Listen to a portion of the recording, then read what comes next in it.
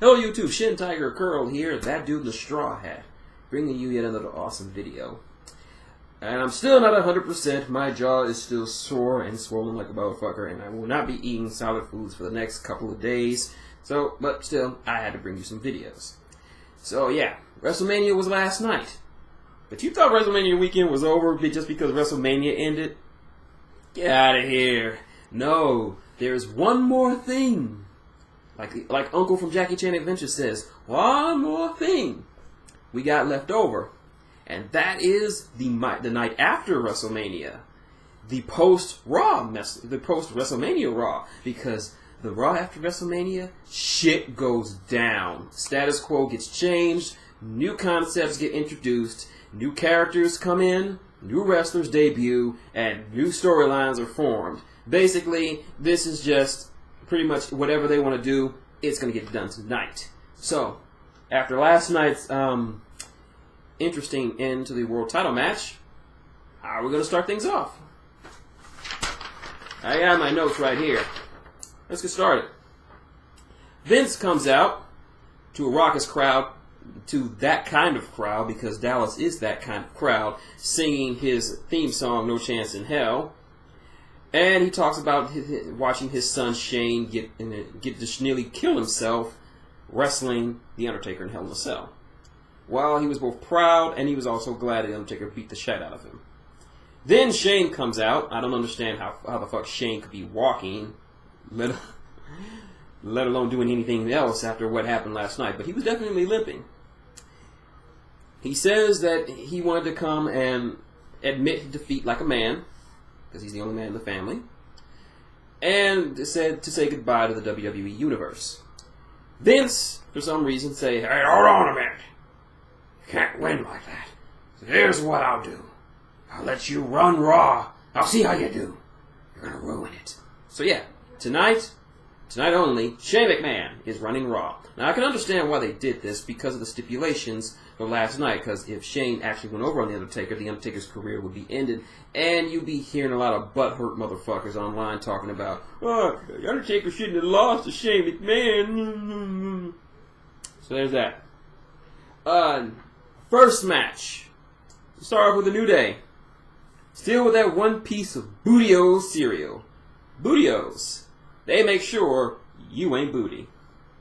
And they're defending their titles against Sheamus and Wade Barrett of the League of Nations. This is a pretty standard tag team match. Nothing new or innovative about it.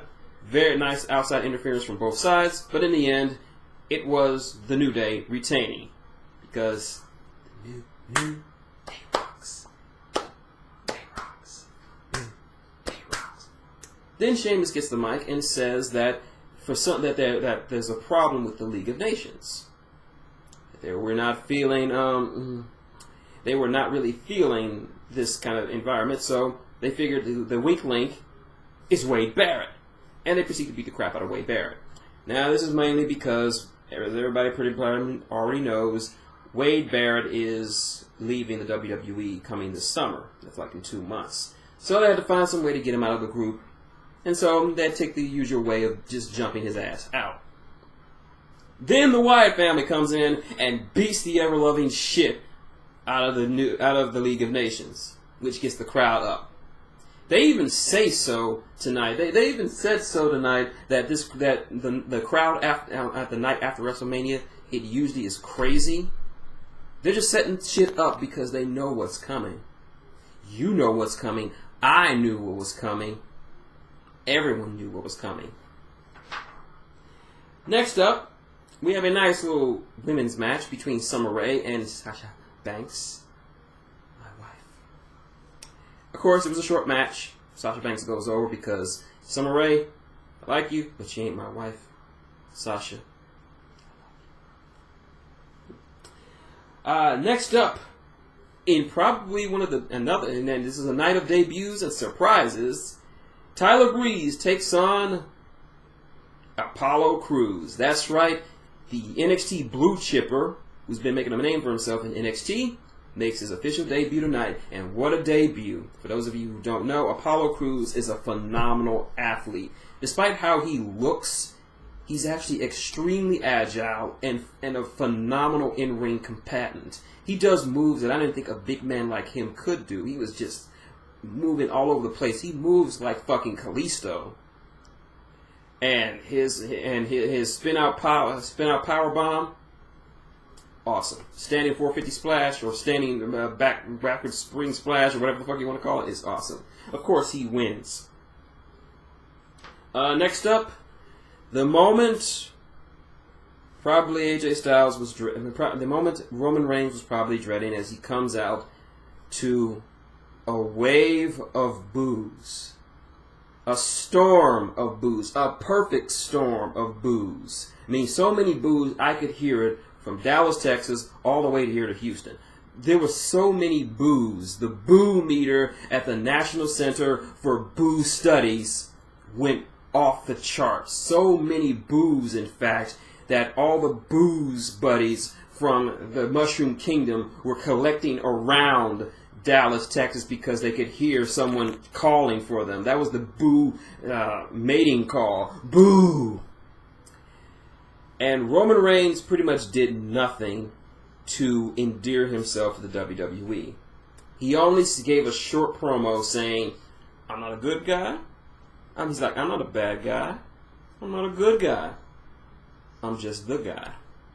And he was going to challenge anyone who wanted a piece of him, trying to make him a fighting champion. Unfortunately, he comes off looking like a smug jackass. Like, he really kind of just dismissed everyone who came to the ring. And there were quite a few who came to the ring. Chris Jericho came to the ring in asshole mode. Despite calling... Now, this is how badly Roman Reigns was getting booed. Chris Jericho called the fans idiots. And not only did they cheer him, they started chanting, "We are idiots."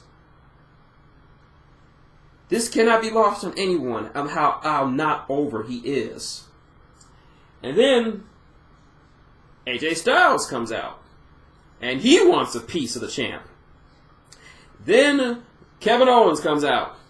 He wants a piece of the champ. Sami Zayn comes out. And he wants a piece of the champ. And he pretty much just waves him off like, like he's better than them. And then they all fight. Roman spears Jericho, and that's about it. That was the it of his involvement. He just stood around and waited for his moment while they did the real work. Backstage, Shane told Roman that they'll have a fatal four-way to determine a number one contender. And that was the last you will see of Roman Reigns for the rest of the night. That's right. A 1-minute promo of him on the mic, then him staying around like a smug idiot while 4 other more talented wrestlers were actually doing the stuff. He speared Jericho, he walked off, and that was it. Your champion, ladies and gentlemen. Keep in mind, last year, Seth Rollins actually gave a great promo and actually stuck around for more than 5 fucking minutes on camera, which resulted in one of the best moments I've ever seen of Brock Lesnar destroying everyone and everything around him. But yeah, say something about your champion, right? Anyway, next up, we have another main roster debut as the winner of the 3rd annual Andre the Giant Memorial Battle Royal. Baron Corbin comes out, cutting a very nice promo. Baron Corbin is another NXT veteran who has been in NXT for quite a while. It's about time they called him up. And his first match is against former 2-time World Heavyweight Champion Dolph Ziggler. This was actually a pretty decent match. The fans were shitting on it because I think they expected Baron to just roll over Dolph, but I can kind of give it okay because Dolph is a multi-time champion and a veteran in the ring. Baron has been getting better.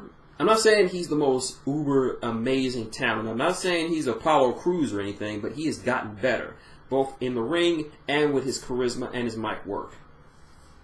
They brawl outside the ring, and the ref counts him out. And I actually like this bit that actually establishes more about Baron's character, that he argues with the ref about how he counted him out. And then he says a line that kind of sold me on what he was going to do. He says, "This is your fault. This is your fault. This is on your head."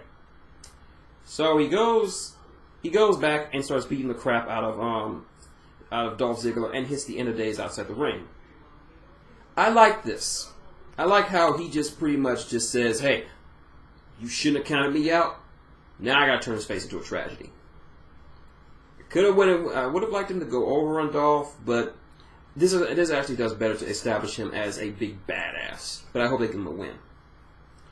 Next up, Zack Ryder, the new Intercontinental Champion, comes out. Talk about how he took a picture with Razor Ramon. Yay. Then The Miz comes out. Hey, Miz, Serpentor from G.I. Joe call. He wants his outfit back. And we lead into an impromptu Intercontinental title match that was unfortunately spoiled by Lillian Garcia. That's making Botchamania. This match was actually pretty good. It showcases that Zack Ryder isn't just some flash-in-the-pan guy. He can actually wrestle. So the end comes when The Miz gets into it with Zack Ryder's father, who you remember is actually a bodybuilder, and he has a pretty jacked old man. He looks like he could fold Miz up like a wallet and put him in his back pocket. So he pushes Miz. Then Melise, you remember Melise, Miz's actual wife, comes and slaps Zack's father, although he sold it pretty well, even though that slap probably didn't do anything to a guy who looks like he was chiseled out of granite. This was enough of a distraction for Miz to land the stroke, a.k.a. the skull-crushing finale. 1, 2, 3, Miz is a 5-time Intercontinental Champion. Zack had his moment. And also, this Thursday, WWE SmackDown, another team from NXT is making their debut. And one of my personal favorites, the old school boys themselves, the masters of chivalry, the dudes who bicycle kick grizzly bears to train, Aiden English, Simon Gotch, the Vaudevillains. Chivalry has come to the main roster. And speaking of tag teams, the Usos and the Dudleys face off against each other in a tag team table match, which really should have happened at WrestleMania, but oh well. This was what you would expect for a tables match. There was another Botchamania moment, when the Usos try to put the Dudleys try to splash through the Dudleys through the tables like they did last night. But unfortunately, the Dudleys move out of the way. The timekeeper rung the bell, and Dee and Bubba, of course, got upset because, well, that's not how you win a table match. You have to actually drive your opponent through the table. They can't put themselves through the table. You have to actually drive them through. And so, Devon picks up one of the Usos and just throws him into one of the tables. And they say, "That's how you fucking win the match. Ring the bell." And you could hear him getting pissed off. So anyway, backstage, they interview pretty much everyone involved in the Fatal 4-Way. They're interviewing Sami Zayn. Then Kevin Owens comes and puts his ass through a table. This has never been good for you, Kevin Owens. Then the Dudleys are discussing whether they should go back in the ring and beat the shit out of the Usos some more. And they're like, "No tag team can touch us." Then the crowd loses their shit again, as the most popular tag team in NXT history makes their debut. That's right. Enzo Amore and Big Cass. And they just go savage on the Dudley Boys. I can't even do it justice. They go savage on the Dudley Boys. A thing I missed was the official award ceremony for the new women's title. Now they've done away not only with that Bratz belt, but they're actually calling it the women's division. And the fans eat it up because they want to see women's wrestling, not divas wrestling. All the divas are in the ring, including Eva Marie, who I guess is there to convert carbon monoxide into oxygen, I guess. Charlotte gives an impassioned speech, and the others are not buying it, and they leave her in the ring. Natty comes in, talks some shit. They have an encounter, and she puts her in the figure 4. In the sharpshooter, I mean. I kind of expected Bayley to come out from this, but can't be choosers. So anyway, main event time. Kevin Owens, AJ Styles, Chris Jericho. This was supposed to be a fatal 4-way, but Sammy is out. But they have a replacement. A lot of people saying it was Joe. Few people saying it was Finn Balor. I wanted it to be the Swag King. Another guy, Griff, was saying it was Seth Rollins. We were all wrong. It was Cesaro. That's right, the Swiss Superman returns. And what followed was an amazing, amazing main event. You had 4 world-class athletes in there doing what they do best, bring the house down. It was amazing. Cesaro looked like he never lost a step. He had no ring rust. He was doing uppercuts, Swiss deaths, everything. Even the Cesaro swing. Kevin Owens even almost teased a package pile driver. But in the end, only one could face the human boar that is Roman Reigns, and that is the phenomenal one, AJ Styles. So proud. I mean, we had, if you told me that Kevin Steen, AJ Styles, Claudio Castagnoli, and Chris Jericho would be in the ring, the Raw after WrestleMania fighting, I would never believe you. We had ROH, Chikara, New Japan, TNA, and WCW all represented in one ring. I love wrestling right now. But yeah, AJ Styles, new #1 contender, and still more over than Roman Reigns. And that was the Raw after Mania, officially ending WrestleMania season until next year. My thought, what did I think? Love the Raw after WrestleMania. We saw some of the debuts of a lot of NXT rookies that I really wanted to see. Baron Corbin, Apollo Crews, and Enzo and Cass. We saw the return of Cesaro. We had a great main event. The only downside is Roman Reigns. Poor bastard. Poor bastard. But anyway, that's my video. You like what you see? Link, comment, subscribe below. You already know how to support the channel. I'm not even going to say it. Just do what you got to do. Helps me leave. And hopefully I can get my teeth down because my jaw feels like I just got punched in the face. I just got uppercutted by fucking Cesaro. Seriously, it is taking all my self-control not to scream in pain at the amount of pain I'm in right now. This is really hurting. So, hitting those advertisements, dropping something in the tip jar, all this is going to my dental work because I really, really need it. And at this point, it's getting really hard to make videos at this point because it's getting harder to speak, and making videos where I have to speak is not helping. So, but I have to do it because you guys are watching me. So there's that. But I'm not gonna complain too much. So, frankly, thank you for watching. So until next time, it's been Shintigercurl, that dude in the straw hat, saying good night. And I love the night after WrestleMania. Yeah.